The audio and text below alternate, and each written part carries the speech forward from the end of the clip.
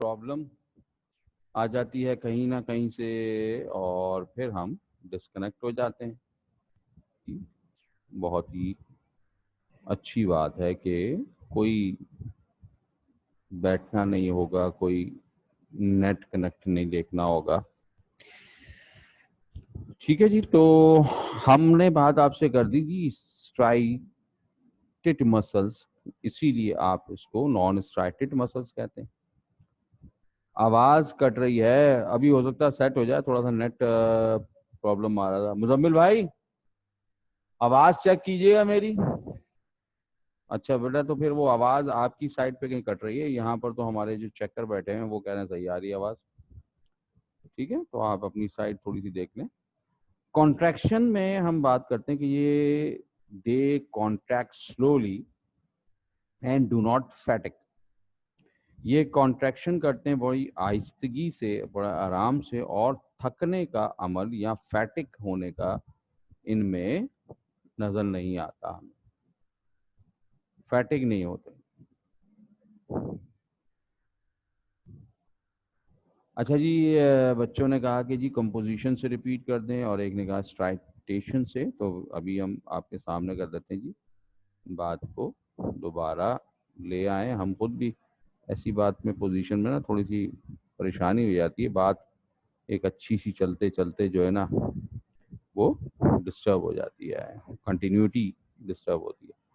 तो ये थी कंपोजिशन। कंपोजिशन में हम आपसे कह रहे थे कि कंपोज जो है हमारे नॉन स्टैटिक मसल्स वो एक्टिन एंड मायोसिन प्रोटीन से बने होते हैं। ये एक्टिन और मायोसिन प्रोटीन जो है वो हम मैकेनिज्म में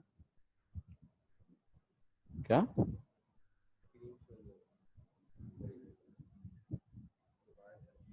अच्छा, एक मिनट, हम थोड़ा सा और अपनी चीज को जरा देखना चाह रहे थे, एक इशू। तो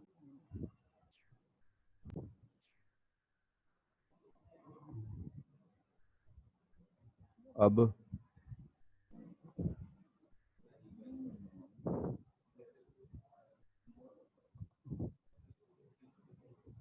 बच्चों से, अच्छा बच्चे आप लोगों को स्क्रीन शेयरिंग हो रही है? क्योंकि मेरी वो हमारे जो चेकर हैं उनके पास स्क्रीन शेयरिंग का इशू आ रहा है। तो आप लोग बताइए, स्क्रीन शेयर हो रही है मेरी? ठीक बिल्कुल यही वाली जो मैं इस वक्त हूँ, कॉम्पोजिशन तक। एक बच्चे ने और पूछा व्हाट इज फैटिक, बताएंगे जी। मुजम्मिल भाई हो रही है? ठीक है, फिर हम पढ़ते हैं, हम कंटिन्यू, वो फिर अपनी उसको आईटी वाले देखते रहेंगे कि उनके पास क्यों नहीं शेयरिंग हो रही।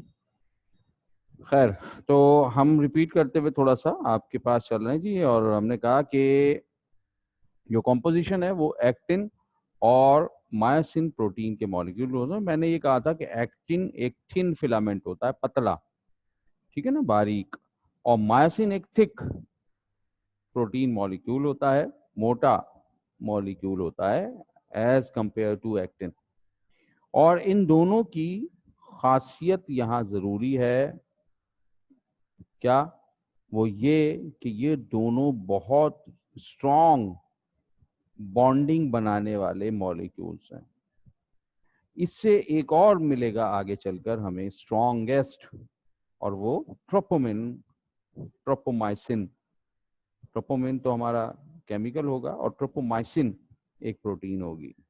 ठीक है, वो हम स्ट्रक्चर ऑफ स्केलेटन मसल्स की जब दिखा रहे होंगे आपको, और मे बी कि हम फिजिकली पढ़ सकेंगे वो शायद, तो उसमें आपको क्लियरली उसकी बात हम करेंगे। यहाँ पर हम सिर्फ कॉम्पोजिशन ऑफ स्मूथ मसल्स या स्केलेटन और कार्डिक की बात करेंगे। ठीक है जी, तो ये हो गई कॉम्पोजिशन। अब इसके बाद हमने कहा था स्ट्राइएशन। स्ट्राइएशन हमने आपसे कहा, एग्जाम्पल दी थी कि they do not have alternate light and dark band. इनके पास लाइट और डार्क बैंड का ऑल्टरनेट पोजीशन नहीं होती। और मैंने आपको एग्जांपल दी, जैसे लाइक टाइगर या जीब्रा को आप देखते हैं तो डार्क बैंड आ रहा है, डार्क लाइनिंग आ रही है, फिर वाइट लाइनिंग, फिर डार्क, ऑल्टरनेट आ रही होती। तो हमारा ये मसल्स भी जो स्मूथ मसल्स है, ये जब कॉन्ट्रैक्ट करे या रिलैक्स हो, इनमें लाइट एंड डार्क बैंडिंग नजर नहीं आती। बेसिकली उसकी वजह हमारे एक्टिन और मायोसिन फिलामेंट्स हैं, यानी प्रोटीन है।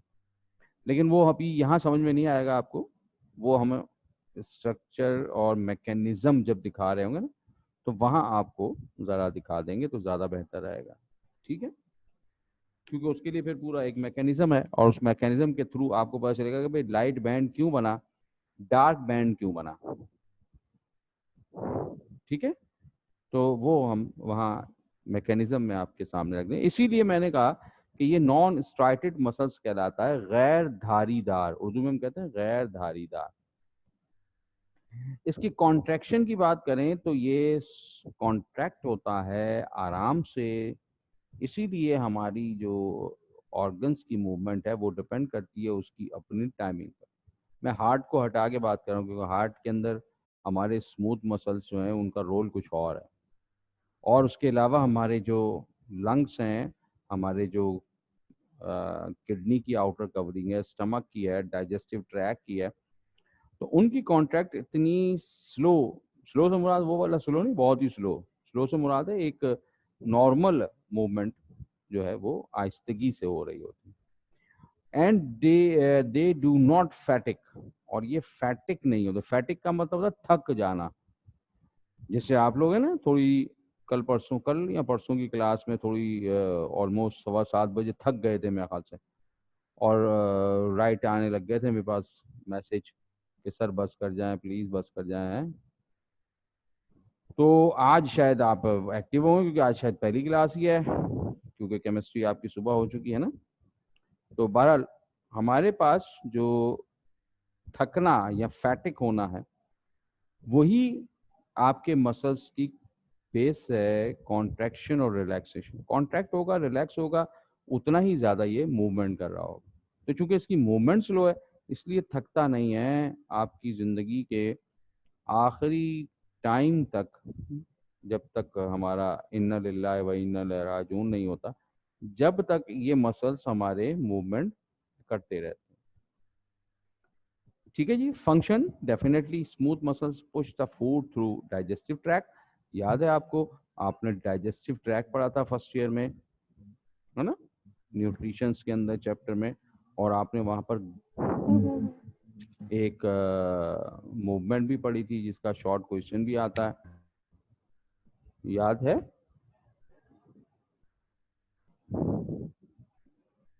मुश्किल है, नहीं याद है भाई? किसी को याद है? एक आंसर आया है, यस सर याद है, पेरिस्टालसिस, शाबाश जी। Peristaltic movement of the digestive tract, which means the material of food move only one direction, ठीक है जी। तो इसमें पेरिस्टालिसिस में हम कहते थे कि हमारा जो हमने खाना खाया है वो एक ही फॉरवर्ड मूवमेंट की तरफ चल रहा है, आगे की तरफ बढ़ता चला जाता है। तो वो स्मूथ मसल्स पुश कर रहा होता है फूड को towards the forward. Number next, they empty urinary bladder. अगर यूरिनरी ब्लैडर में यूरिन बहुत ज़्यादा फुल हो गया और वो फुलफिल कर दिया गया है, तो फिर उसे डिस्चार्ज करने के लिए ये स्क्वीज करता है, दबता है, मेम्ब्रेन दबेगी ना। और यूरिनरी ब्लैडर ऑलमोस्ट बना ही सिर्फ स्मूथ मसल से होता है, तो ये उसको स्क्वीज करके यूरिन को निकाल देता है। They control diameter of blood vessels and pupil of eye. हमारे ब्लड वेसल्स की डायमीटर को कंट्रोल करता है, किस वक्त कितना प्रेशर ब्लड में आ रहा है, और आर्टरीज को कितना एक्सपेंड होना है या कितना नैरो होना है, वो कंट्रोल भी इसके पास होता है। जैसे आपका सपोज ब्लड प्रेशर बढ़ गया है किसी का, तो आर्टरीज का डायमीटर भी थोड़ा बढ़ाया जाएगा, वरना आर्टरीज फट जाएंगी। और अगर किसी वजह से आपका ब्लड प्रेशर लो हो गया है, तो कोलैप्स होने से बचाने के लिए आपकी ब्लड की वेसल्स के डायमीटर को कम कर दिया जाएगा। कोई शख्स मर गया है या जिंदा है, उसको देखना कि ये जिंदा है या नहीं, एक ही तरीका आसान सा है। यानी आप उसकी हार्ट बीट चेक करें, हो सकता है हार्ट बीट चल रही हो, मगर बहुत मामूली चल रही है और आपके पास कोई ऐसा इंस्ट्रूमेंट नहीं है कि आप उसकी हार्ट के साउंड को चेक कर सकें, ठीक है। तो उसका एक ही बहुत आसान सा तरीका है कि उसकी आंख को खोलें और आंख खोलने के बाद उस पर लाइट लाइट आपको अवेलेबल होगी, टॉर्च मोबाइल में होती है, हर मोबाइल में होती है, वो लाइट आप उसकी आंखों में लगाएं। अगर उसकी पिupil सिकुड़ गई, फैल गई, ठीक है ना, लाइट पड़ने पर सिकुड़ जाएगी और जब लाइट हटाएंगे तो दोबारा फैल जाएगी, तो समझ जाएं कि उस बॉडी में अभी जान बाकी है, वो जिंदा शुमार होगा। डेथ उसकी तब होगी जब वो लाइट आप उसको आंख में लगाएं और उसकी पिupil की मूवमेंट ना हो रही हो, बिल्कुल भी ना हो रही। क्लियर जी।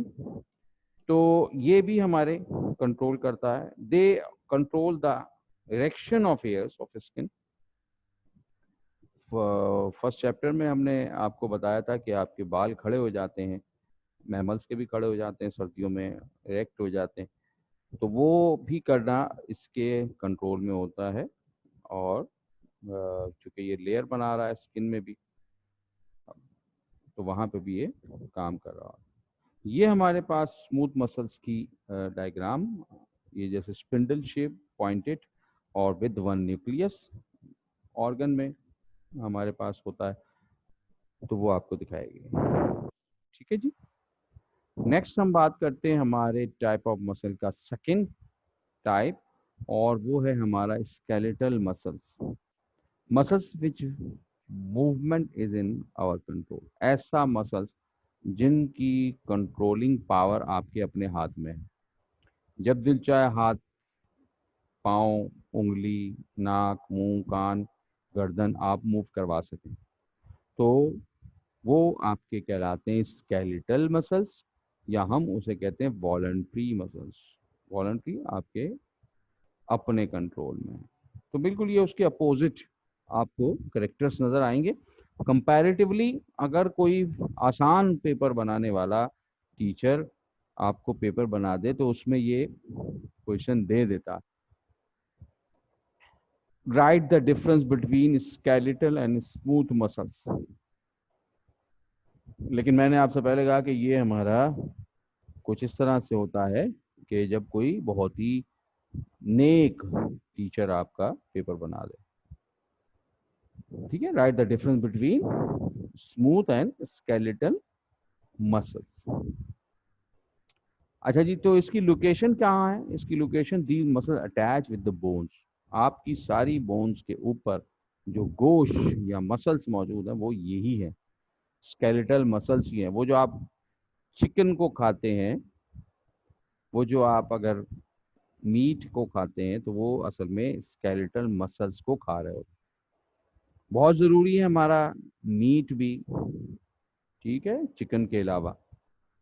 चिकन इतना ज़रूरी नहीं है जो हम बहुत ज़्यादा रफली यूज़ करते हैं। हमारे जो दूसरे मीट्स हैं, टाइप्स, वो बहुत ज़रूरी हैं आपकी बॉडी के लिए, क्योंकि वो आपको, आपकी मसल्स के लिए तमाम रिक्वायरमेंट्स को पूरा करता। लेकिन हमसे मुराद है कि आजकल की नौजवान नस्ल बस चिकन दे दो उसको। खैर बहरहाल कम खाया करें, मेरा ख्याल से तो ना ही खाया करें तो अच्छा है। नेक्स्ट की बात करते हैं जनाब, और नेक्स्ट हमारे पास है इसकी शेप। तो उसकी शेप थी हमारी स्पिंडल, इसकी शेप है सिलिंड्रिकल। सिलिंड्रिकल तो पता है ना आपको, एक सिलेंडर जो होता है वो तो आपने देखा हुआ, तो उसकी हमारे पास शेप। वो था मोनोन्यूक्लिएटेड, ये है मल्टी न्यूक्लिएटेड। मैं कंपेयर दोनों का आपके सामने रखता जा रहा हूँ तो आपको आसान रहेगा। वहाँ मैंने बहुत आराम से डिटेल आपको बता दी, यहाँ मैंने कंपेयर कर दिया। अभी कार्डिक के अंदर भी हम आपको कंपेयर दिखा देंगे ना साथ ही साथ, तो अच्छा रहेगा। मल्टी का मतलब, अच्छा लोग इसको मल्टाई भी कहते हैं, मैं भी कह देता हूँ मल्टाई न्यूक्लिएटेड, ठीक है। तो मल्टाई न्यूक्लिएटेड या मल्टी न्यूक्लिएटेड मीन्स क्या है जी, हमारे एक फाइबर में, अभी डायग्राम में नजर आएगा, दो से ज्यादा न्यूक्लियस नजर आते। अरेंजमेंट इसकी क्या है जी, some muscles are directly attach to the outer covering of the bone, where as some attach to the tendon. याद है आपने टेंडन का एक लफ्ज पढ़ा था, tendon is the, type of hard muscle which attach muscles to the bones. तो tendon हमारे पास एक स्पेशल टाइप होती है और ये हमारे मसल्स को बोन के साथ अटैच करती है। तो वो अरेंजमेंट जो है वो डिफरेंट हमारे पास स्केलेटल मसल्स की आती है। कहीं पर ये हड्डी के साथ डायरेक्ट जुड़ा हुआ और कहीं पर ये टेंडन के थ्रू, जैसे बाइसेप मसल है, ट्राइसेप मसल है, आपके शोल्डर के मसल्स है ना ह्यूमरस के, तो वो आपके बाइसेप, तो उनमें टेंडन लगा हुआ। आपके थाइस के मसल्स हैं, टेंडन लगा हुआ है, मसल जाकर फिर जाकर बोन से जुड़ रहा। Muscle must attach eight 2 point for movement. Muscles को दो जगह से जरूर जुड़ा होना, ऐसा नहीं हो सकता कि मसल एक ही जाने से जुड़ा हो। जैसे आपकी इलेक्ट्रिक की वायर है ना, तो एक तरफ से जुड़ी हो और दूसरी तरफ से ना जुड़ी हो और आप कहेंगे ये इलेक्ट्रिक करंट नहीं आ रहा, तो नहीं आएगा। इसी तरह से मसल्स आपके जो स्केलेटल मसल्स हैं उनको दो जगह से, यानी अपनी दोनों पोल से जुड़ा होना जरूरी है। That attachment to stationary part is called origin. क्या मतलब हुआ? वो पॉइंट जहां पर ये मसल्स स्टेशनरी पोजीशन पर है, साकिन पोजीशन पर, वो कहलाता है ओरिजिन, कि ये इसका ओरिजिनेट किया हुआ एरिया, यहाँ से ये निकला। और the attachment to the movable part is called insertion. अजान हो रही है मेरे ख्याल से, हाँ, तो बस अजान सुन लें हम, फिर कंटिन्यू करते हैं। हमारे पास अजान को बहुत अच्छी चीज़ है। अजान के वक्त अगर आप स्टॉप हो जाएं हर काम से, और इससे अच्छी चीज़ ये है कि अजान का जवाब उस दें, तो पता नहीं मुझे एग्जैक्ट नंबर ऑफ फिगर तो याद नहीं, लेकिन लाखों नेकीज हमें हमारे नामा अमाल में लिख ली जाती हैं और लाखों किलोमीटर का फासला हमारा कट ऑफ कर दिया जाता है फ्रॉम द जहन्नुम, और लाखों किलोमीटर क्लोज कर दिया जाता है हमारा फासला टूवर्ड्स द जन्ना। ठीक है जी, तो हदीस में भी यह है। और तो इसलिए हम स्टॉप करके और अगर मैं भूल जाऊं तो आप याद दिला दिया करें, ठीक है, दोनों को फिर सवाब मिलेगा, बराबर हो जाएंगे। अगर डबल डबल हो जाएगा ना, आपको भी डबल हो गया मुझे भी हो गया। तो बहरहाल, तो अटैचमेंट जहाँ स्टेशनरी पोजीशन होती है स्केलेटन की, वो हमारा ओरिजिन कहलाता है। ठीक है ना? अच्छा, वहां कहाँ था? वहां ओरिजिन क्या था? वहां चूंकि वो ऑर्गन के ऊपर एक शीट है, तो वो कहीं से अटैच नहीं, ऑर्गन के ऊपर नहीं है, और पूरे होल ऑर्गन के ऊपर है, तो इसलिए वहां उसका ओरिजिन आपने कुछ नहीं दिखाया।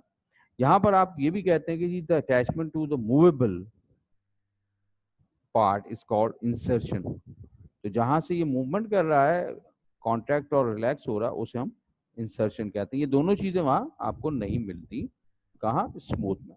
कंपोजिशन में बात करें तो एक ही है, they are compose of actin and myosin protein.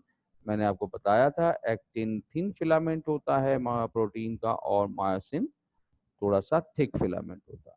ठीक है? स्ट्राइएशन अपोजिट बिल्कुल उसके उसके पास, यानी स्मूथ मसल्स के पास नो स्ट्राइटेशन थी। यहाँ पर हम कहते हैं they are striated, having light and dark bands, that's why also called striated muscles. तो इनके अंदर लाइट एंड डार्क बैंड हमें नजर आता है जब ये कॉन्ट्रैक्शन और रिलैक्सेशन शो कर रहे होते हैं। तो इसीलिए हम इनको धारीदार, स्ट्राइटेड का मतलब उर्दू में होता है धारीदार।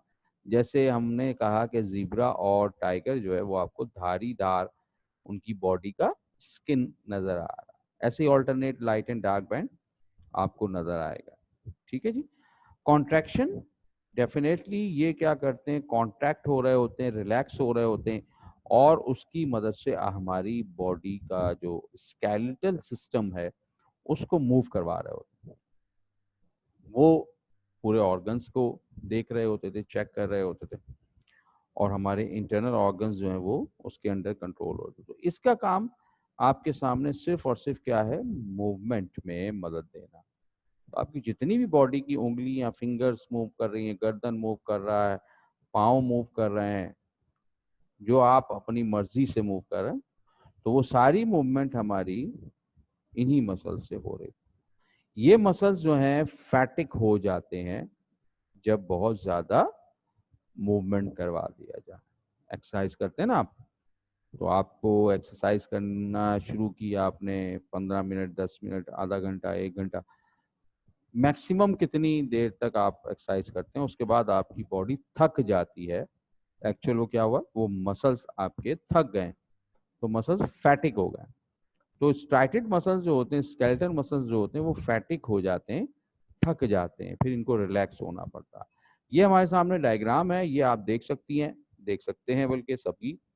ये देखिए आपको स्ट्राइटेड यानी कि लाइट एंड डार्क बैंड्स नजर आ रहे हैं, और एक सिलेंड्रिकल फाइबर है जिसके अंदर 3 न्यूक्लियस, 4 न्यूक्लियस भी हो सकते हैं, 2 भी हो सकते हैं, डिफरेंट न्यूक्लियस आपको नजर आ रहे हैं। ये हमारा ह्यूमरस था, ये हमारा मसल्स, और ये वाइट कलर जो आपको नजर आ रहा है ये टेंडन है। तो मसल्स आपके टेंडन के साथ जुड़े हुए हैं बाज दफा, और बाज दफा वो हमारी हड्डी के साथ भी यहाँ अटैचमेंट आपको बीच में नजर आ रही, तो वो भी होता है। ठीक है जी। तो इस तरह से ये हमारे थे स्केलेटन मसल्स। कोई बात इस दोनों के दरमियान में है तो नहीं, वैसे तो इजी सा टॉपिक है ना। और अब आती है बात number 3, cardiac muscles. Cardiac muscles are those which take part in the formation of heart, दिल। तो इसीलिए हम कहते हैं कि ये स्पेशलाइज्ड मसल्स हैं जो हमारे स्मूथ और हमारे स्केलेटन के करेक्टर्स को आपस में एक साथ लेकर चल रहा है। ठीक है। तो अभी हम चाहेंगे कि आप भी ऐसा करें कि नमाज के लिए हो आए। ऑलमोस्ट 6:50 हो गए, तो 7 बजे तक हम रीज्वाइन कर लेते हैं। ठीक है, 10 मिनट है, 10 मिनट में हम नमाज पढ़ लें, आप लोग भी। ठीक है जी, जल्दी से। तो हम चल रहे थे जनाब आपको कार्डिक मसल्स पर लेकर, और कार्डिक मसल्स में हमने आपसे कहा कि जी ये वो मसल्स हैं जो हमारे स्पेशली फॉर्म करेंगे हार्ट को, दिल को। डेफिनेटली दिल को फॉर्म करेंगे, तो इनकी लोकेशन भी क्या होगी, only in wall of heart, हमारे दिल की वॉल में ही होंगे सिर्फ। स्मूथ मसल्स होंगे ऑर्गन की आउटर कवरिंग, स्केलेटन मसल्स होंगे आपके स्केलेटन के ऊपर की कवरिंग, स्केलेटन के ऊपर, है ना, और ये होगा wall of the heart. Comparative कर रहा हूं मैं साथ ही साथ ताकि आपको इजी रहे। striation like skeletal muscles, they are striated। तो skeletal muscles की तरह ये धारीदार होते हैं, इनमें स्ट्राइटेशन मौजूद होती है। ठीक है। इनवॉलंटरी होते हैं like smooth muscles, they are involuntary. तो अब ये दो मसल्स का क्या हो गया, मिक्सचर करेक्टर आपको नजर आ रहा है। स्मूथ मसल्स जो होते थे वो इनवॉलंटरी होते थे, स्केलेटन मसल्स जो होते थे वो वॉलंटरी होते थे, और ये क्या है, ये है इनवॉलंटरी। स्मूथ मसल्स में हमें स्टाइटेशन नजर नहीं आती थी, स्केलेटन मसल्स में हमें लाइट एंड डार्क बैंड नजर आते हैं, तो यहाँ पर भी हमें डार्क एंड लाइट बैंड नजर आते हैं। न्यूक्लियस ये यूजुअली यूनी न्यूक्लिएटेड होता है और बाई न्यूक्लिएटेड। नॉर्मली ये बाई न्यूक्लिएटेड होता है, लेकिन कहीं कहीं हमें यूनी भी नजर आता। तो ये करेक्टर भी मिक्सअप हो गया ना, तो ये यूनी ज्यादा रहा ना ये मल्टी रहा, बल्कि बाई न्यूक्लिएटेड, 2 न्यूक्लियस वाला फाइबर यहाँ सेल। ठीक है जी। माइटोकॉन्ड्रिया, बहुत ज्यादा माइटोकॉन्ड्रिया इसमें मौजूद होते हैं। They have large number of mitochondria due to constant need of energy, क्योंकि इन्हें हर वक्त तवानाई, एनर्जी रिक्वायरमेंट है। आपको याद होगा कहीं हमने आपसे जिक्र किया था कि हमारा वो वाला पहला सेल जिसने हमारे हार्ट को बनाना है, डेवलपमेंट में भी हम दिखा देंगे आपको या बताएंगे जब हमारी डेवलपमेंट हो रही है, डेवलपमेंट ऑफ चिक देखते हैं हम, ह्यूमन की डेवलपमेंट तो नहीं देखते। तो उसमें अभी हम आपसे ये जिक्र करेंगे कि फर्स्ट जो सेल की अरेंजमेंट शुरू होती है, जब सेल अपनी पोजीशंस पे जाना शुरू होते हैं, किसने हार्ट बनाना है, किसने ब्रेन बनाना है, किसने नाक, किसने आंख, किसने मुंह, किसने लंग्स, वो सब अपनी अपनी पोजीशन पर जा रहे होते हैं। तो जिसने हार्ट बनाना होता है, दिल बनाना होता है, वो उस वक्त ही बीट करना शुरू कर देता है, धड़कना शुरू कर देता है। जिसने ब्रेन बनाना होता है वो उस वक्त ही इम्पल्स निकालना शुरू कर देता है, यानी फ्लो ऑफ चार्ज। तो आप देख लीजिए कि उस वक्त से, जिस वक्त से हमारी फॉर्मेशन भी अभी नहीं हुई, ये शुरू हो जाता है। और कहाँ तक चलता है? जब तक हमारी लाइफ चल रही है। सो रहे हैं, जाग रहे हैं, उठ रहे हैं, बैठ रहे हैं, भाग रहे हैं, दौड़ रहे हैं, कुछ भी कर रहे हैं आप, लेकिन माइटोकॉन्ड्रिया की वजह से ये अपनी एनर्जी लेता है और बस मूवमेंट करता रहता है। इसकी मूवमेंट स्टॉप नहीं होती। अगर स्टॉप चंद सेकंड के पार्ट के लिए भी हो जाए तो रिथमेटिकल प्रॉब्लम्स जो आ जाती हैं, तो हमें हार्ट की डिजीज का सामना करना पड़ेगा, क्योंकि इसकी जो मूवमेंट है वो एक रिदम में है। और वो रिदम अपनी जगह पर अगर जरा सा, यानी कि सेकंड के भी पार्ट में मिसिंग हो जाए, तो समझिए कि हमें हार्ट का कोई ना कोई इशू है। और उसका असर क्या होगा? उसका असर पूरी होल बॉडी पर होगा। तो ऐसा नहीं हो सकता कि ये अपने रिदम को खराब करे। तो इसको एनर्जी चाहिए हर वक्त। तो इसीलिए इसमें माइटोकॉन्ड्रिया की जो अमाउंट है वो बहुत ज़्यादा। कंपोजिशन की बात करें, fibres of cardiac muscles are branched and interconnected with each other. हमारा स्मूथ, हमारा स्केलेटल, दोनों में से कोई भी ये प्रॉपर्टी नहीं रखता कि वो ब्रांच्ड हो। ब्रांच का मतलब पता ना, एक दूसरे के साथ कनेक्ट हो जाना। तो ये ब्रांच बनाते हैं, एक दूसरे से कनेक्ट हो जाते हैं। That's why heart walls can withstand his pressure without any फैटिक और डैमेज।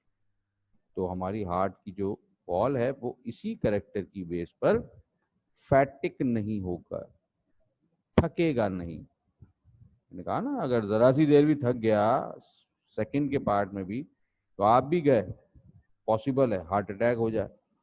हार्ट अटैक क्या होता है? हार्ट का मूवमेंट आहिस्ता आहिस्ता स्लो हो रहा है, उससे मूवमेंट नहीं हो पा रही, किसी भी वजह से, कोई भी वजह हो सकती है। और आप वजह ऑलमोस्ट रीजन सारे, अगर चैप्टर लास्ट आपने फर्स्ट ईयर में पढ़ा था तो उसमें आपने देखा होगा कि जी कार्डिक प्रॉब्लम्स में क्या क्या क्वेश्चन भी आता था वो फर्स्ट ईयर में। तो ये किसी भी हाल में हमारा मूवमेंट से बंद नहीं करता।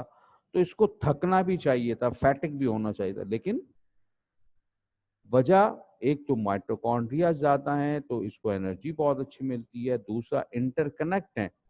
कोई अगर एक मसल्स थकने की कोशिश कर रहा है तो दूसरा उसको सहारा दे देगा और बचा लेगा उसको थकने से। ठीक है। अच्छा जी, एक सवाल हमारे बच्चों ने पूछा, कार्डिक मसल्स जो makeup the wall of heart और कंप्लीट हार्ट। हार्ट में होता ही वॉल है ना सारा। हार्ट के अंदर जो मसल्स हैं वो भी हार्ट के ही हैं, वो भी कार्डिक मसल्स ही हैं। और हार्ट में आपने पढ़ा होगा पार्ट्स फ्रॉग के ना, ऑरिकल्स, वेंट्रिकल्स, तो वहाँ आपने वॉल का ही जिक्र पढ़ा होगा। तो जनरली ये हम लफ्ज इस्तेमाल कर रहे होते हैं कि जी जो पूरी दीवार है, हम कहते हैं वेंट्रिकल की मोटी दीवार होती, तो पूरी दीवार किससे बनी? कार्डिक मसल से बनी। हम कहते हैं जी ऑरिकल्स की दीवार पतली होती है, तो दीवार किससे बनी? Cardiac muscle. तो होल जो हार्ट है ना, वो कार्डिक मसल्स हम क्या इसीलिए रहे कि सारा पूरा ऑर्गन जो है वो कार्डिक मसल से बना हुआ। ठीक है जी। तो इसलिए ये फैटिक नहीं हो पाता। तीसरी एक और वजह भी है फैटिक ना होने की, वो मैं फैटिक का, हम जब स्केलेटल फैटिक की बात करूंगा तो वहां आपको दिखाऊंगा। तो यहां पर आप एक सवाल लिख लीजिए रीजन के तौर पर। कहाँ लिखेंगे? जहां आपका दिल चाहे अपने नोटबुक में लिख लें, या जो कार्डिक मसल्स है पेज नंबर 43 44 पर, वहां पर लिख लीजिए आप। ठीक है। और यहां हम कहते हैं why cardiac muscles do not fatigue. Why cardiac muscles do not fatigue. ठीक है, अभी तक ये सवाल आया नहीं है रीजन में, लेकिन जब भी कभी मुझ जैसे किसी टीचर ने पेपर बनाया तो इंशाल्लाह ये सवाल जरूर देगा वो, कि why cardiac muscles do not fatigue. तो इसकी एक वजह कि माइटोकॉन्ड्रिया यहाँ पर है, लार्ज एनर्जी प्रोवाइड करते हैं ये, और दूसरी वजह इनका ब्रांच इंटरलिंक होना, ये इनको फैटिक होने से बचाता है। तीसरी वजह, मैं जब फैटिक का टॉपिक आपको पढ़ाऊंगा स्केलेटन मसल्स के फैटिक में, तो वहां आपको बताऊंगा कि ये ऑक्सीजन डेबिट नहीं कर पाते ना, और लैक्टिक एसिड फॉर्मेशन नहीं कर पाते। अब वो उसकी डिटेल हम वहीं चलकर पढ़े, यहाँ हम सिंपल कार्डिक मसल्स पढ़ रहे हैं। ठीक है जी, तो कॉन्ट्रैक्शन की बात करें, the contract in rhythmic pattern. मैंने आपको पहले बताया था कि इनका पैटर्न रिदम में होता, और ये बहुत अच्छी तरह डिटेल में आप वहां पढ़ चुके हैं फर्स्ट ईयर में, और उसे हम कहते हैं हार्ट बीट। 0.8 सेकेंड है ना, 0.8 सेकेंड का रिदम होता है आपको, इसीलिए 1 मिनट में तकरीबन 70 से 80 बार आपका हार्ट बीट हो रहा होता, और इस रिदम को, हार्ट बीट को चेक कर रहा होता है, कंट्रोल कर रहा होता है कौन? Sino atrial node, SAN, sino atrial node. Sino और साइनसोनोसिस, एट्रियल, एट्रियम, राइट, जो हमारा एट्रियम होता है, तो उस जंक्शन पर हमारे एक छोटा सा पॉइंट बना होता, जिसे आप पेस मेकर भी कहते हैं। ये पेस मेकर करंट को फ्लो करवा रहा होता है 0.8 सेकेंड के डिफरेंस में, इसीलिए इसका हमारा जो पैटर्न है वो एक खास रिदमिक पैटर्न चल रहा होता है। Function, definitely cardiac muscles form the bulk of wall of heart, maintain the flow of blood, पूरे खून को इसने मेंटेन करना है। ये हम देख सकते हैं कि ब्रांच आपको नजर आ रही है, लिंक रखा है, और आप इसमें धारियां या लाइट डार्क बैंड भी नजर आ रहे हैं। ये आपका एक दिल है, और ये दिल वो वाला दिल नहीं है जो आप लोग अपनी डायग्राम्स में बना रहे होते हैं। वो बनाते हैं ना डायग्राम, जो दूसरे वाला दिल, तो वो मुझे आज तक समझ में नहीं आया कि वो दिल किसने इजाद किया या दरियाफ्त किया, लेकिन हार्ट जो वो कोनिकल शेप में इस तरह से हमारा होता है। ठीक है जी, तो ये हमारा कार्डिक मसल्स की आपके सामने बात। अब हम बात करते हैं स्ट्रक्चर की। स्ट्रक्चर बहुत ही जबरदस्त है अगर आप उसको आहिस्ता आहिस्ता से पढ़ के समझ जाएं तो। ठीक है, और समझ गए तो फिर हम उस पर आसानी से मैकेनिज्म लिख सकते हैं। तो नेक्स्ट पेज पर आपके पास जो पेज नंबर 44 है, उसके ऊपर आप क्वेश्चन लिख सकते हैं, और ये क्वेश्चन हमारा बहुत ही अच्छा क्वेश्चन है, और 5 ईयर में आप जब भी चाहे इसे देखेंगे तो कई बार आपको ये नजर आ रहा हो। क्वेश्चन हमारा होता है जी, describe the structure of skeleton muscles. Describe the structure of skeletal muscles and define their mechanism with the help of diagram, and define their mechanism with the help of diagram। तो ये एक long question है, और बहुत frequently 17 में आया हुआ है, बहुत पीछे 2009 तक आप चले जाएं, 15 में चले जाएं, 12 में चले जाएं, आपको हर जगह ये ऑल्टरनेटली नजर आता है। और हमारे लिए बहुत इम्पोर्टेंट है। इम्पोर्टेंट से मुराद है कि याद ज़रूर करना है हमने इस चैप्टर को। जब भी याद करने बैठेंगे तो ये एक लॉन्ग क्वेश्चन हम ज़रूर याद करें। ठीक है जनाब। तो अब चलते हैं जी स्ट्रक्चर की तरफ। मसल्स के कौन से? स्केलेटल मसल्स के स्ट्रक्चर, और उसकी हम बात करते थे। ये हमारा पहला इंट्रो जो हमने आपको बताना है कि जी bundle of long closely packed thread like multi nucleated cells called muscle fibre. तो गोश्त जब भी आप अभी बकरा ईद गुजरी गोश्त खा रहे थे ना, अब भी खा रहे होंगे, बारबेक्यू शारबेक्यू चल रहा होगा, तो आप जब वो गोश्त अपना कोई भी एनिमल जो भी हमारा था उसका आप यूज करते हैं तो आपको देखा होगा गौर से कि उसमें एक लंबे लंबे से धागे आपको नजर आ रहे हो, है ना? वो लंबे लंबे धागे जो है वो कहलाते हैं मसल्स फाइबर। क्लियरली? वो कहलाते हैं muscle fibre. Human body has 6 billions of fibre in its 600 muscles. इंसान की बॉडी में 6 बिलियन फाइबर मौजूद हैं, और वो कहाँ है? 600 मसल्स के अंदर। ठीक है, 6 बिलियन फाइबर 600 मसल्स के अंदर।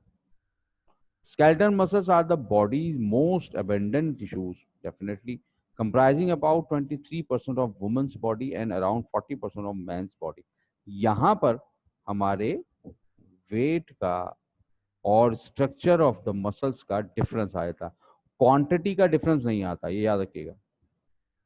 क्वांटिटी है ना, वो 600 मसल्स इन वुमेन भी है और 600 इन मैन भी है। डिफरेंस आता है सिर्फ और सिर्फ किसका? उसकी वेट का, उसके वजन का। डेफिनेटली आपने देखा कि जो वुमन है वो वजन के हिसाब से थोड़ी कम होती है, और मेल जो होता है वो वजन के हिसाब से थोड़ा ज्यादा होता है। तो इसलिए मसल्स का वेट भी हमारा ज्यादा होगा। मेंस में बॉडी का टोटल का 40% आपका रेशियो निकलता है, और वुमेन्स में यूजुअली 23% निकलता है। ये वो वुमन है जो पाकिस्तानी नहीं है ना। पाकिस्तानी वुमेन्स का 23% शायद ना हो, पता नहीं कितना हो, तो माशाल्लाह से वो मैन से भी बहुत भारी भरकम होती हैं, तो इसलिए मैं कह रहा हूँ। लेकिन एक एवरेज हमारा जो निकाला गया है वो एवरेज हमारा यही 23% ऑफ वुमेन और 40% ऑफ मैन। अब जो फाइबर है ना, फाइबर जिसकी हमने मसल फाइबर की एक धागे की बात की, उस एक धागे पर अब हम चलते हैं। Each muscle fiber is bonded by thin elastic membrane called sarcolemma. समझ आई बात? हर धागा उसके ऊपर एक कवर है, उस इलास्टिक कवर को या मेम्ब्रेन को हम कहते हैं सार्कोलीमा। ठीक है, ये स्ट्रक्चरलेस, ट्रांसपेरेंट एंड टफ। ये जो सार्कोलीमा होती है, मेम्ब्रेन होती है, मेम्ब्रेन सेल के ऊपर होती है ना, एक मैं एग्जाम्पल के तौर पे कह रहा हूँ, तो सेल को सराउंड किया होता है उसने, तो वो कहलाती है सेल मेम्ब्रेन। यहां पर इसने सार्को मसल फाइबर, तो उसको इसने सराउंड किया हुआ एक फाइबर को, तो हम इसको सार्कोलीमा कह देते हैं। इसका स्ट्रक्चर बहुत ही स्ट्रॉन्ग, जिसको आप कहते हैं बहुत पेचीदा, कॉम्प्लेक्स नहीं होता, और ये ट्रांसपेरेंट होती है, इसीलिए आपको फाइबर के ऊपर यूजुअली नेकेड आई से नजर नहीं आएगी। माइक्रोस्कोपिकली तो नजर आएगी, लेकिन नेकेड आई से आप नहीं। इसकी थिकनेस इज 0.1 माइक्रोन होती है, बहुत बारीक सी थिकनेस है। तो इसका काम असल में ये होता है कि ये उन फाइबर्स को आपस में बॉन्ड करके रखे, एक दूसरे से खुलने ना दे जल्दी आसानी से, क्योंकि इन फाइबर्स के अंदर अभी बहुत कुछ है जो हमने देखना है। It penetrates deep into muscle fiber to form hollow tubule system. तो ये सिर्फ ऊपर ऊपर ही नहीं है, बल्कि अंदर फाइबर के भी पहुंचती है और फाइबर के अंदर एक ट्यूबुलर सिस्टम बनाती है। ट्यूबुलर सिस्टम क्यों बनाती है? क्योंकि फाइबर के अंदर हमारे जब कॉन्ट्रैक्शन और रिलैक्सेशन होना है तो उसको बहुत सारा काम करना है, उसकी नीड बहुत सारी, उसको स्ट्रक्चर भी मेंटेन करना है, प्लस उसको कॉन्ट्रैक्ट होकर छोटा भी होना है, फिर उसे रिलैक्स होकर बड़ा भी होना है। तो उसको सपोर्ट देने के लिए इसके पास एक ट्यूबुलर सिस्टम होता है। उस ट्यूबुलर सिस्टम का हम शायद आपसे जिक्र ना करें, ठीक है, जरूरत नहीं है, जब हमारा मैकेनिज्म आएगा जब की बात करें जनाब। उसके बाद हमने न्यूक्लियाई तो वैसे भी पढ़ा ना, यूजुअली हमने कहा था कि जी एक न्यूक्लियस होता है। तो यहाँ पर सार्कोलीमा कंटेन न्यूमरस न्यूक्लियाई अबाउट 35 पर mm, total number depending upon the length of fibre. ये फाइबर पे डिपेंड करता है कि फाइबर की लेंथ कितनी बड़ी।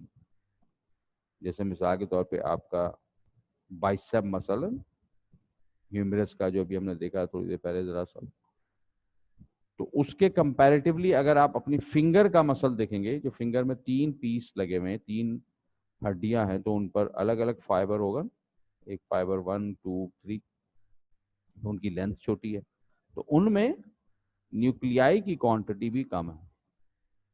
हमने पढ़ा था मल्टी न्यूक्लिएटेड है स्केलेटल मसल्स। अब मल्टी न्यूक्लिएटेड कितना मल्टी हो, तो जितनी लेंथ लंबी होगी उतना ही न्यूक्लियाई ज्यादा होंगे, जितनी लेंथ छोटी होगी उतना ही कम होगा। तो एक एवरेज हम कहते हैं निकाली जाए तो हम कहते हैं कि पर मिलीमीटर 35 न्यूक्लियाई आपको नजर आते हैं। ये 36 भी हो सकते हैं, 34 भी हो सकते हैं, 32 भी हो सकते हैं, एवरेज बात की जाती है। तो एवरेज 35 न्यूक्लियाई हमें नजर आते। फिर बात करते हैं सार्कोप्लाज्म। प्लाज्म किसे कहते हैं? प्लाज्मा, हाँ याद है, cytoplasm. Plasma is a living material, ऐसे ही कुछ था। इसी तरह सार्को के अंदर, सार्को किसे कहा था मैंने कहा था मसल फाइबर को। तो सार्कोलीमा जब मौजूद है, ऊपर मेम्ब्रेन मौजूद है फाइबर के, तो फाइबर के अंदर लिविंग मटेरियल भी तो होना चाहिए, तभी तो वो एक मसल्स या टिश्यू या सेल बनाएगा। तो जो प्लाज्मा सार्को यानी मसल फाइबर के अंदर मौजूद होता है उसे हम कहते हैं sarcoplasm. Inside the sarcolemma there is a semi-fluid called sarcoplasm, which contain mitochondria, Golgi network, sarcoplasmic reticulum, pigments and myoglobin. क्या कहा जी? एक सेल है ना, जर्नल सेल की किसी की भी बात कर लें आप, तो उसके सराउंडिंग में मेम्ब्रेन है और उसके अंदर साइटोप्लाज्म है विद इन द मेम्ब्रेन। और उस साइटोप्लाज्म में क्या था, आपने सेल में पढ़ा था ना चैप्टर 4 में, फर्स्ट ईयर में, तो आपने कहा था उसमें एंडोप्लाज्मिक रेटिकुलम होता है, गोल्जी बॉडी होती है, माइटोकॉन्ड्रिया होता है, लाइसोसोम्स होते हैं, लाइजोम्स होते हैं, है ना। हाँ, पिगमेंट वहां नहीं पढ़े थे, मायोग्लोबिन आपने वहां नहीं पढ़ा था, और बहुत सारे स्ट्रक्चर, अगर वो प्लांट का है तो वहां क्लोरोप्लास्ट था। तो ये मसल फाइबर का जो सेल है, इसके अंदर जो प्लाज्मा है उसे हमने कहा सार्कोप्लाज्म। और सार्कोप्लाज्म में गोल्जी नेटवर्क होता है जो बहुत जरूरी है, माइटोकॉन्ड्रिया होता है, ये भी बहुत जरूरी है, और सार्कोप्लाज्मिक रेटिकुलम। इसकी जगह पे वहां क्या पढ़ा था हमने? एंडोप्लाज्मिक रेटिकुलम, सेल में एंडोप्लाज्मिक रेटिकुलम। तो ये क्योंकि मसल फाइबर का है तो हमने इसका नाम बदल दिया, काम वही होगा, नाम क्या रख दिया? सार्को, वहां था एंडो, सार्कोप्लाज्मिक रेटिकुलम। तो जो सार्को के अंदर, सार्को के प्लाज्म में ट्यूब मौजूद होती है, ट्यूबुलर स्ट्रक्चर होता है, उसको हम सार्कोप्लाज्मिक रेटिकुलम कहते हैं। फंक्शन वही है जो हमने फर्स्ट ईयर में पढ़ा। गोल्जी नेटवर्क, उसका भी फंक्शन वही है। माइटोकॉन्ड्रिया, उसका भी वही फंक्शन है। माइटोकॉन्ड्रिया क्या है, अभी आपने बताया था मुझे, पावर हाउस। गोल्जी नेटवर्क क्या करता था, वह साइकिल बनाता है, केमिकल्स महफूज करता है। सार्कोप्लाज्मिक रेटिकुलम क्या करेगा, transportation to the material from whole cell, from membrane to nuclei, या कोई और मटेरियल जो न्यूक्लियाई से मेम्ब्रेन तक जाना, वो सारा इसी के थ्रू जाएगा। पिगमेंट्स यहाँ पर मौजूद हैं, इसीलिए आपका मसल्स में कलरेशन मौजूद होता है। मायोग्लोबिन एक प्रोटीन है जो मसल फाइबर में लाजमी होती है, और ये हमारे मसल्स को रेड कलर बना देती है।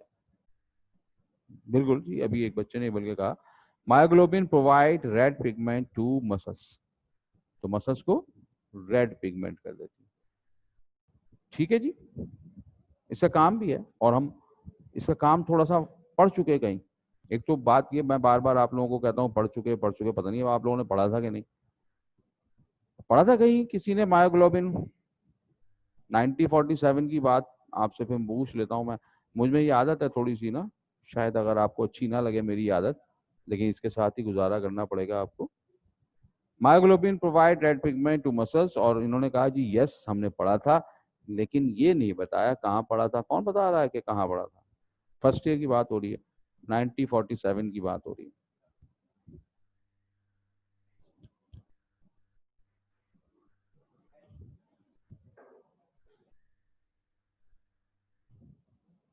दो आंसर आए जी, वेरी गुड। एक बार एक ने कहा जी हमने इसको पढ़ा था आर्थ्रोपोड्स ने, और एक ने कहा प्रोटीन इन चैप्टर 2, सही पढ़ा था।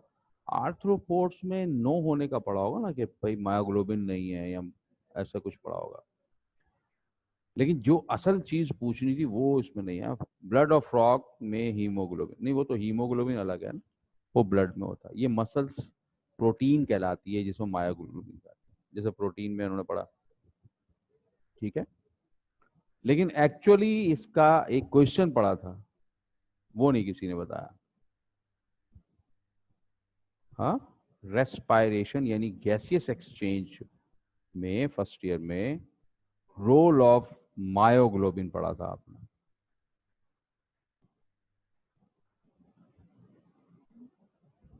शायद याद आ गया हो। ठीक है, तो हम उस तरफ नहीं जा रहे। ये हमारी ऑक्सीजन और कार्बन डाइऑक्साइड की ट्रांसपोर्टेशन में हेल्पफुल था हमारे हीमोग्लोबिन के साथ। ठीक है ना, तो बहरहाल कोई बात नहीं, अगर आपको याद नहीं होता ठीक तरह से तो हम बात कर लेते हैं। ये है जी स्ट्रक्चर, और यहाँ पर हम वाजे क्लियरली आपको दिखा सकते हैं। सॉरी, आप देख सकते हैं कि ये एक फाइबर है पूरा ना, होल फाइबर, ठीक है, जिसकी हम अभी बात कर रहे हैं। और इसके ऊपर ये आपको कवरिंग नजर आ रही, जो थोड़ी सी यहाँ से कट ऑफ की गई, तो इसे हम कहते हैं मसल फाइबर। और इस मसल फाइबर के ऊपर जो आउटर कवरिंग में, उसे हम सार्कोलीमा कहते हैं। इसमें हमें माइटोकॉन्ड्रिया नजर आ रहा है। ठीक है, और ये जो पिंक लाइट कलर है, जो खाली स्पेस है, ये हमारा सार्कोलीमा है। तो हमने यहाँ पर माइटोकॉन्ड्रिया के अलावा Golgi, sarcoplasmic reticulum, pigment, myosin ये नहीं दिखाया। ठीक है, ये हम आगे चलकर आपको दिखाएंगे अलग से, क्योंकि आगे चलकर हम इसमें जो बात करेंगे वो हम इस एक मायोफिब्रिल की बात करें। ये तो वो वाला गोश्त का पीस है जो आप एक अपनी नेकेड आई से देख लेते हैं और आप कहते हैं जी ये गोश्त का फाइबर है, जिसे मसल फाइबर का नाम दिया। इस मसल फाइबर के अंदर अभी हमने यहाँ पर आपको दिखाया था कि each muscle fibre is bonded bye thin elastic membrane called सार्कोलीमा। तो इसके गिर्द सार्कोलीमा मौजूद है, और हर मसल फाइबर के अंदर बेशुमार मायोफिब्रल्स होते हैं, यानी इससे बारीक धागे होते हैं, उन्हें हम मायोफिब्रल कहते हैं। ठीक है जी। तो आज हमने जो बात की वो स्ट्रक्चर के अभी इनिशियल स्टेज पर हैं आप। उसमें हमने आपको सार्कोडीमा बताया, न्यूक्लियाई, सार्कोप्लाज्म की बात की। अब हम आगे नेक्स्ट में कल कल से मुराद है कि जब भी हमारी क्लास होगी तो फिर हम मायोफिब्रिल की बात करेंगे, और फिर with in myofibril light and dark band formation क्यों होती है, कैसे होती है, वो हमारा मैकेनिज्म में चला जाएगा। ये स्ट्रक्चर चल रहा है, इसमें अब आपको मायोफिब्रिल के बारे में ऐड करना है। टाइम लेकिन हमारा हो चुका है, तो अभी से कोई बात अगर आपको करनी है तो जल्दी से कर लें, बल्कि ऑलमोस्ट टाइम हमारा हो ही गया है। तो ऑनलाइन पढ़ाने में वैसे एक बात ये भी है कि टाइम जो है ना, वो जब कंटिन्यू चल रहा हो क्लास टॉपिक, तो ऑलमोस्ट हम उसे देख नहीं पाते ठीक तरह से। हम चाहते हैं कि जी ये टॉपिक कंटिन्यू होता है। क्लास जब हमारी रेगुलर चल रही होती है फिजिकल, तो उसमें फिर ये टाइम हमें सामने चल रहा होता है, नजर आ रहा होता है। ठीक है जी। या अभी से कोई रिलेटेड क्वेश्चन है तो कोई बात अभी आप कर लीजिए, वरना फिर हम चलें। और नेक्स्ट क्लास हमारी होनी है, आप लोग तो छुट्टी करेंगे, हमारी भी नेक्स्ट क्लास कंटिन्यू है।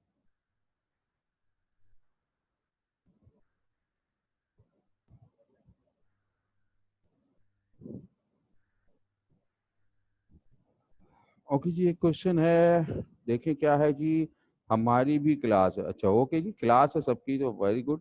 Sir structure of skeleton muscle की डायग्राम जो पेज नंबर 44 पर बनी है, वही पेपर में बनानी है। बिल्कुल जी, वैसी ही मिलती जुलती बनानी है। अवेलेबल बहुत सारी डायग्राम्स हैं, और आप को मैं बता दूंगा डायग्राम किस तरह की हमें ज़रूरत है। जिस तरह ये आपके सामने इस वक्त मौजूद है, आप इस तरह से डायग्राम बना सकते हैं। फिर आप मसल फाइबर को शो ऑफ करेंगे, ठीक है ना। और इसमें आपने सार्कोलीमा, सार्कोप्लाज्म, मैंने यहाँ सार्कोप्लाज्म लेबल नहीं किया हुआ, आप वो दिखा देंगे। न्यूक्लियस दिखा दिया आपने, मायोफिब्रिल दिखा दिया।